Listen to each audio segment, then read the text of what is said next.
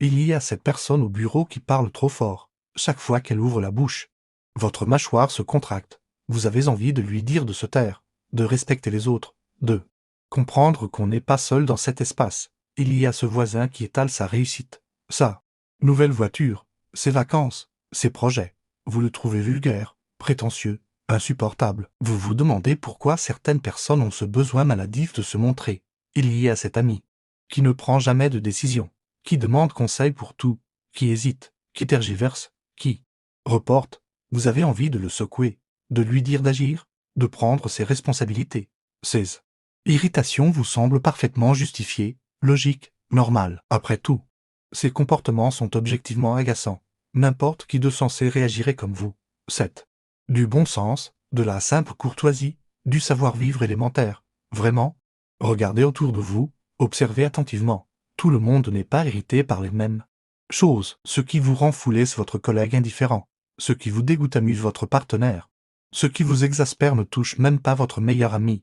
Mieux encore, ce qui vous irrite aujourd'hui ne vous irritait peut-être pas il y a 10 ans, et ce qui vous laisse froid maintenant vous rendait peut-être furieux autrefois. L'irritation n'est pas une constante universelle, c'est une réaction personnelle, subjective, changeante. Si l'irritation était une simple réaction logique à un comportement externe, tout le monde devrait réagir de la même façon, au même moment, avec la même intensité. Ce n'est manifestement pas le cas. Voici une vérité inconfortable, ce qui déclenche en vous une irritation intense et répétée nette. Pas neutre, c'est un signal, un message, une information sur vous-même que vous préférez ignorer. Carl Gustav Jung, le fondateur de la psychologie analytique, a identifié ce mécanisme il y a près d'un siècle. Il l'a nommé la projection. La projection n'est pas une théorie abstraite, c'est un mécanisme psychologique actif, présent, opérant à chaque instant de votre vie.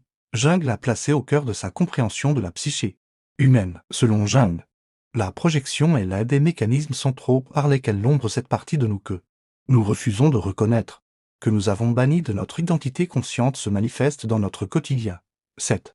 Simple et implacable, nous voyons chez les autres ce que nous ne pouvons pas voir en nous. Plus précisément, nous voyons chez les autres ce que nous refusons de voir en nous. Attention, je ne dis pas que les comportements irritants n'existent pas.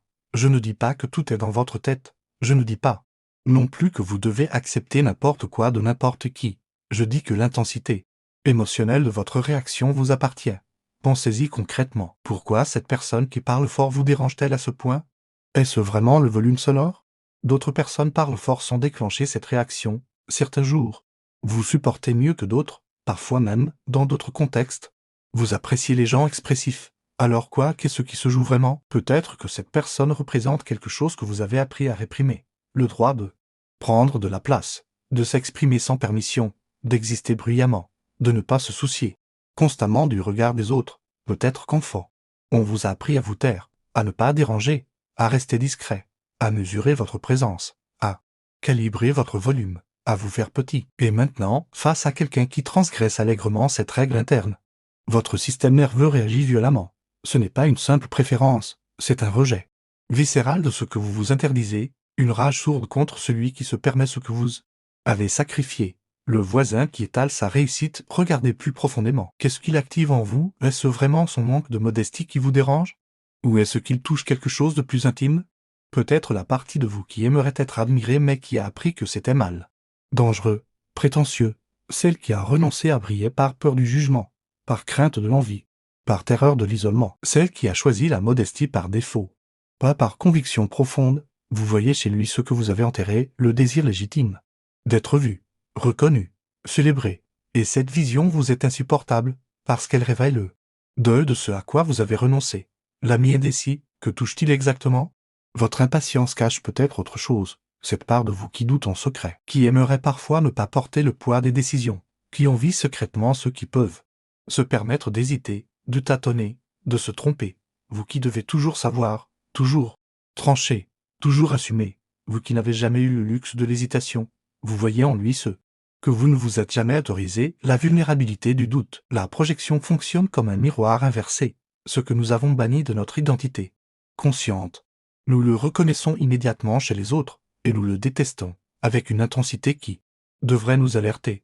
Voici les signaux d'une projection active. D'abord, la répétition. Ce n'est pas une personne spécifique qui vous irrite, c'est un type de comportement, un pattern, Vous le repérez partout, chez différentes personnes, dans différents contextes. 7. Toujours le même schéma qui vous déclenche. Ensuite, l'intensité émotionnelle. Votre réaction est disproportionnée, vous le savez, rationnellement. Vous vous dites que ce n'est pas si grave, mais vous ne pouvez pas lâcher prise, c'est plus fort que vous. Cette irritation vous possède. Puis, le jugement immédiat. Vous n'avez pas besoin de réfléchir, le verdict tombe instantanément. Cette personne est insupportable. Point. Aucune nuance possible.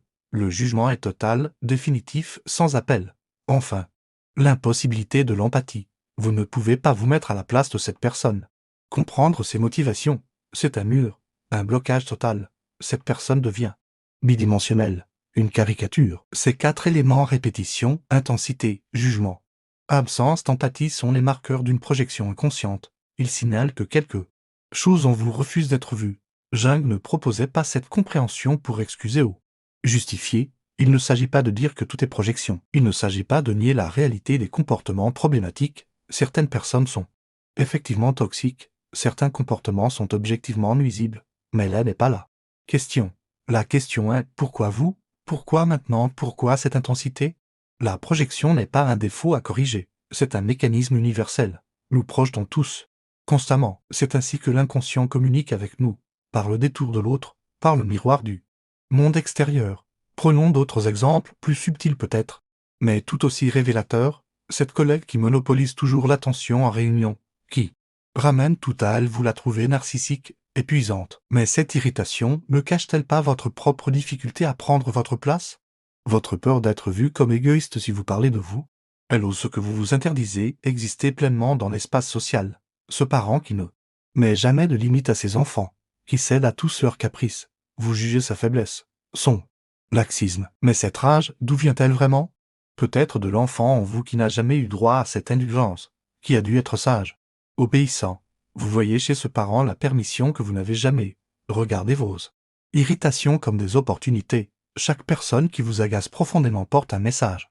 Non pas sur elle, sur vous, sur ce que vous avez enterré, sur ce que vous refusez d'intégrer, sur ce qui demande à être reconnu. Je ne vous demande pas de devenir ami avec ceux qui vous irritent. Je ne vous demande pas de tolérer l'intolérable. Je ne vous demande pas de vous transformer en saint qui accepte tout le monde. Je vous demande d'observer, avant de juger, avant d'interpréter, avant de réagir. Observez votre irritation comme vous observeriez un phénomène naturel, avec curiosité, sans défense. Prenez une irritation récurrente dans votre vie, une seule, pas la plus douloureuse, pas la plus complexe, une irritation banale, quotidienne, celle qui revient régulièrement. Observez-la dans ses manifestations physiques. Quand apparaît-elle? Ou dans votre corps? Comment commence-t-elle? Par une tension dans les épaules? Une contraction de la mâchoire? Une chaleur dans la poitrine? Suivez-la, de son émergence à son pic. Observez ses déclencheurs. Avec qui, dans quel contexte? À quel moment d'Y a-t-il des patterns, des régularités? Observez vos pensées automatiques. Que vous dites-vous dans ces moments? Quels mots utilisez-vous? Quel jugement portez-vous? Ne cherchez pas à comprendre, pas encore. L'interprétation viendra plus tard. Pour l'instant, observez seulement.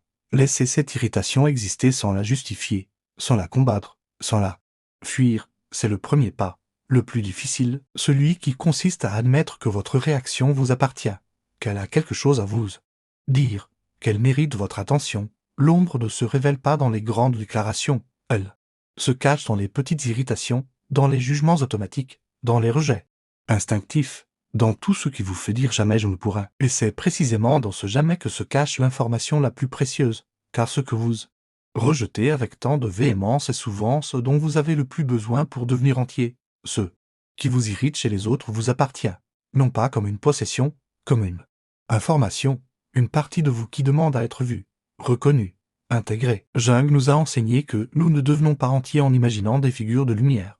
Nous devenons entiers en rendant l'obscurité consciente. Vos irritations sont des portes vers cette obscurité, des accès directs à votre ombre, car voilà le paradoxe, plus vous rejetez quelque chose chez les autres, plus vous lui donnez de pouvoir sur vous, plus vous combattez un trait, plus il vous obsède. La projection vous épuise, elle vous maintient dans un état de vigilance perpétuelle, mais dès que vous reconnaissez la projection, dès que vous admettez que votre irritation vous appartient, quelque chose se détend, l'autre redevient humain, complexe, nuancé, ni tout bon ni tout mauvais. Simplement humain, comme vous, La question n'est pas de savoir si vous projetez, nous projetons tous. La question est, êtes-vous prêt à regarder? Êtes-vous prêt à voir ce que vos irritations révèlent? Le miroir est là, partout autour de vous, dans chaque personne qui déclenche en vous une réaction disproportionnée. Il ne tient qu'à vous de regarder, ou de continuer à projeter.